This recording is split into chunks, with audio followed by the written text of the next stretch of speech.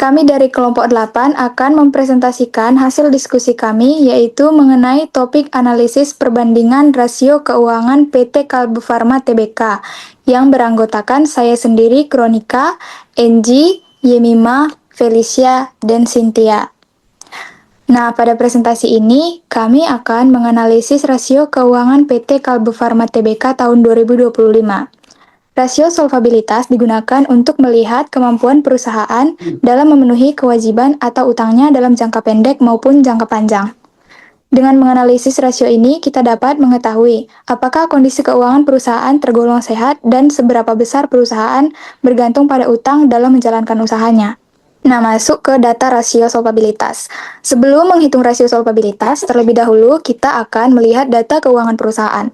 PT Kalbe Farma Tbk memiliki total aset sebesar 30,58 triliun, total ekuitas sebesar 23,52 triliun, dan total liabilitas sebesar 7,6 triliun. Nah, selain itu, perusahaan memiliki utang jangka panjang sebesar 683,89 miliar. Data ini menjadi dasar untuk menghitung beberapa rasio solvabilitas yang dapat menunjukkan tingkat penggunaan utang dalam struktur keuangan perusahaan. Next. Nah, masuk ke rasio utang jangka panjang terhadap aset. Ini digunakan untuk mengetahui seberapa besar aset perusahaan yang dibiayai oleh utang jangka panjang. Hasil perhitungan menunjukkan rasio utang jangka panjang terhadap aset sebesar 2,24%. Artinya, hanya sekitar 2,24% dari total aset perusahaan yang berasal dari pembiayaan utang jangka panjang. Nilai ini tergolong rendah sehingga menunjukkan bahwa sebagian besar aset perusahaan dibiayai oleh modal sendiri dan bukan dari utang jangka panjang. Kondisi ini menunjukkan struktur keuangan perusahaan yang cukup kuat dan risiko utangnya relatif kecil. Next. Nah, selanjutnya masuk ke rasio utang jangka panjang terhadap modal, yaitu digunakan untuk membandingkan jumlah utang jangka panjang dengan modal atau ekuitas yang dimiliki perusahaan. Hasil perhitungan menunjukkan rasio sebesar 2,91%. Ini berarti jumlah utang jangka panjang perusahaan hanya sekitar 2,91% dari total modal yang dimiliki. Nah, nilai yang rendah ini menunjukkan bahwa perusahaan lebih banyak menggunakan modal sendiri dibandingkan utang jangka panjang dalam menjalankan operasionalnya. Dengan demikian, ketergantungan perusahaan terhadap utang jangka panjang masih sangat kecil. Next slide. Nah, selanjutnya rasio utang terhadap total aset, yaitu digunakan untuk mengukur seberapa besar total aset perusahaan dibiayai oleh seluruh utang yang dimiliki. Hasil perhitungan menunjukkan rasio sebesar 23,9%. Artinya, sekitar 23,9% aset perusahaan dibiayai oleh utang, sedangkan sisanya sekitar 76,91% dibiayai oleh modal sendiri. Nah, hasil ini menunjukkan bahwa PT Kalbe Farma Tbk memiliki kondisi keuangan yang cukup baik karena proporsi utangnya masih relatif rendah dibandingkan total aset yang dimiliki. Hal ini juga menunjukkan bahwa perusahaan memiliki kemampuan yang baik dalam mengelola kewajiban keuangannya. Nah, selanjutnya akan dijelaskan oleh rekan saya. Nah, yang keempat ialah D/E atau Debt to Equity Ratio, yaitu rasio yang digunakan untuk mengukur seberapa besar utang perusahaan dibandingkan dengan modal ataupun ekuitas yang dimiliki. Nah, rumus yang digunakan ialah D/E atau total liabilitas dibagi total ekuitas lalu dikali 100%. Nah, berdasarkan data perusahaan bisa kita lihat bahwa total liabilitasnya sebesar 7,6 triliun rupiah. Total ekuitasnya sebesar 23,52 triliun rupiah. Sehingga diperoleh nilai D/E itu sebesar 30,03%. Nah, nilai D/E yang relatif rendah itu menunjukkan bahwa perusahaan lebih banyak menggunakan modal sendiri dibandingkan utang dalam menjalankan operasinya. Hal ini menandakan tingkat resiko keuangan cenderung lebih rendah karena ketergantungannya terhadap utang tidak terlalu besar. Lalu, pada bagian ini dilakukan analisis dengan asumsi seluruh utang perusahaan diubah menjadi ekuitas. Kemudian terlihat dampaknya terhadap rasio solvabilitas perusahaan. Di slide ini ditampilkan data yang digunakan dalam simulasi yaitu jumlah aset sebesar 30,57 triliun rupiah. Lalu ada ekuitasnya sebesar 23,51 triliun rupiah. Lalu liabilitas sebesar 5,21 triliun rupiah. Dan terakhir, utang jangka panjangnya sebesar 683,88 miliar rupiah. Nah, karena seluruh utang diasumsikan berubah menjadi ekuitas, maka total ekuitas baru diperoleh dari penjumlahan antara ekuitas lama dan seluruh utang. Hasilnya menjadi sekitar 28,73 triliun rupiah. di mana ini artinya perusahaan sudah tidak lagi memiliki kewajiban utang dan seluruh pendanaannya berasal dari modal sendiri ataupun ekuitas. Selanjutnya kita masuk yang pertama, yaitu long term debt to asset atau LTD per A. Rasio yang digunakan ini untuk melihat seberapa besar bagian aset perusahaan yang dibiayai oleh utang jangka panjang. Rumus yang digunakan ialah utang jangka panjang dibagi total aset lalu dikali 100%. Nah, berdasarkan data yang ada, utang jangka panjang itu sebesar 683,88 miliar dibagi total aset 30,57 triliun, lalu dikali 100%. Maka menghasilkan 2%. Persentase ini masih tergolong rendah, sehingga bisa dikatakan bahwa perusahaan tidak perlu bergantung pada utang jangka panjang dalam mendanai asetnya. Lalu yang berikutnya itu dihitung long term debt to equity atau LTD per E. Nah, rasio ini menunjukkan seberapa besar utang jangka panjang dibandingkan dengan modal sendiri yang dimiliki oleh perusahaan. Rumus yang digunakan itu utang jangka panjang dibagi total ekuitas, kemudian dikali 100%. Pada simulasi yang ini, utang jangka panjang itu sebesar 683,88 miliar dibagi ekuitas baru setelah penyesuaiannya itu sekitar 28,73 triliun rupiah. Maka hasilnya juga sekitar 2%. Artinya jumlah utang jangka panjang perusahaan sangat kecil dibandingkan modal sendiri yang dimiliki. Selanjutnya akan dijelaskan oleh rekan saya. Lalu yang ketiga ada debt to asset ratio, yang dimana rumusnya itu total liabilitas dibagikan dengan total aset dikalikan dengan 100%. Berdasarkan pada data perusahaan, total liabilitas perusahaan itu sebesar 5,21 triliun rupiah, lalu dibagikan dengan 30,579 triliun dikalikan dengan 100% sehingga hasilnya sekitar 17%.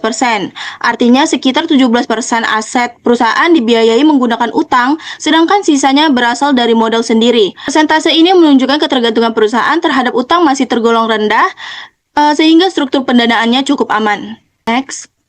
Lalu yang keempat ada debt to equity ratio. Rasio ini menunjukkan perbandingan antara total liabilitas dengan total ekuitas perusahaan. Rumusnya itu total liabilitas dibagikan dengan total ekuitas dikalikan dengan 100%.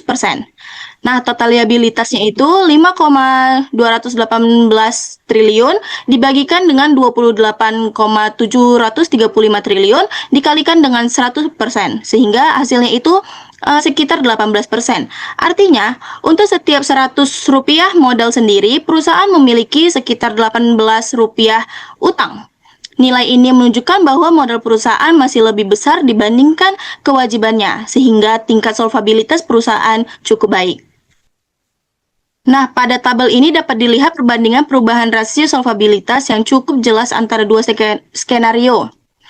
Pada LTD per A, nilainya itu turun dari 2,24% menjadi 2%. Kemudian LTD per E turun dari 2,91% menjadi 2%. Lalu debt to asset ratio turun dari 23,9% menjadi 17%. Dan debt to equity ratio juga turun dari 30,3% menjadi 18%.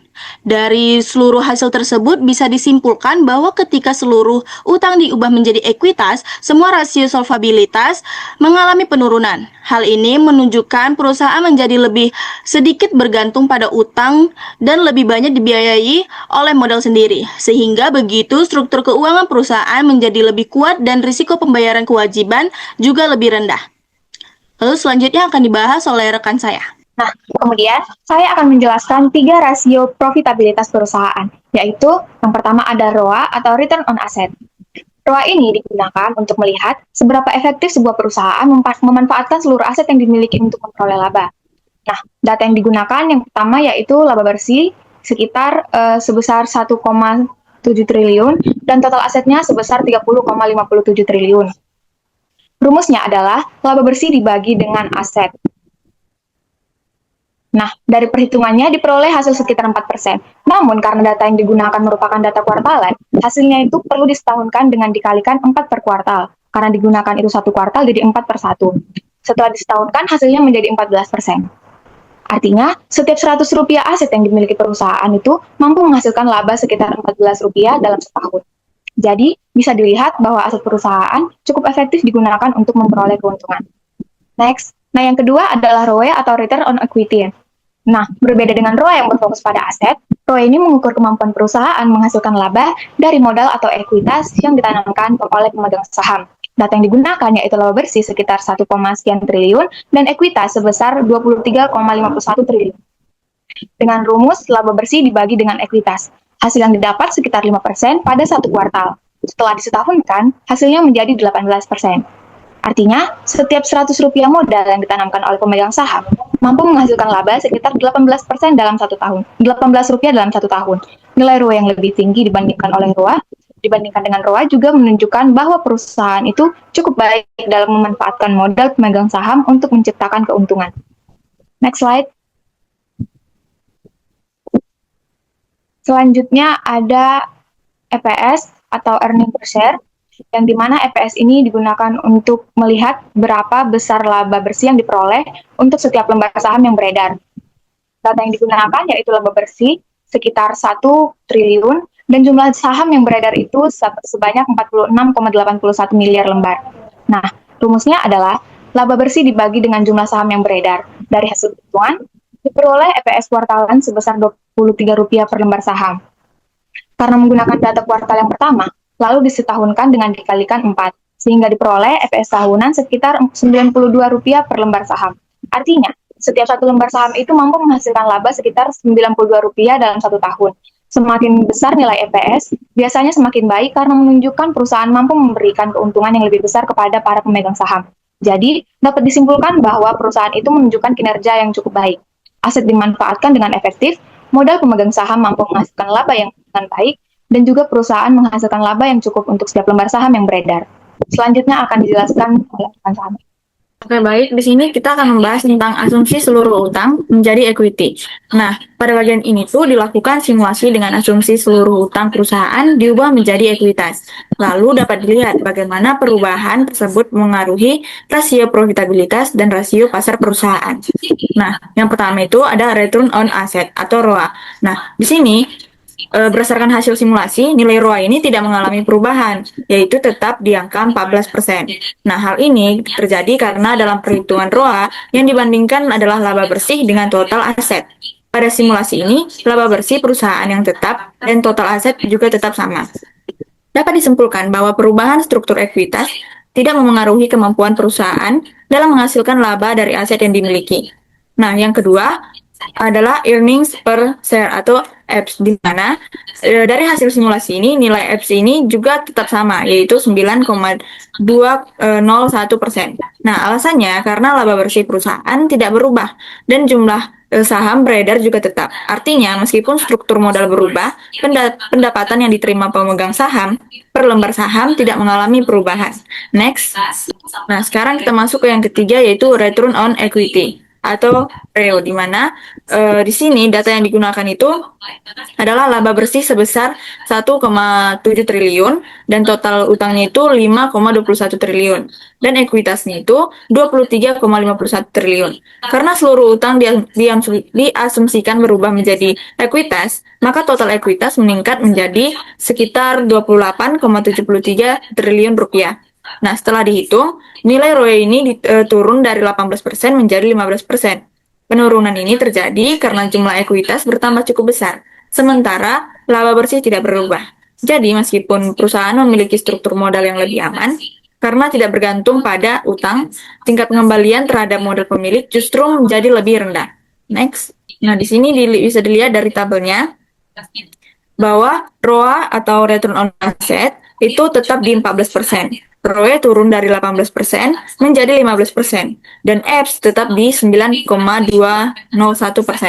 Jadi kesimpulan dari simulasi ini adalah perubahan seluruh utang menjadi ekuitas tidak berdampak pada ROA dan EPS, tetapi menurunkan ROE. Artinya perusahaan menjadi lebih rendah risiko karena penggunaan utangnya berkurang, tetapi efisiensi dalam menghasilkan keuntungan bagi pemegang saham ikut menurun. Baik, sekian hasil dari presentasi kami. Sekian dan terima kasih.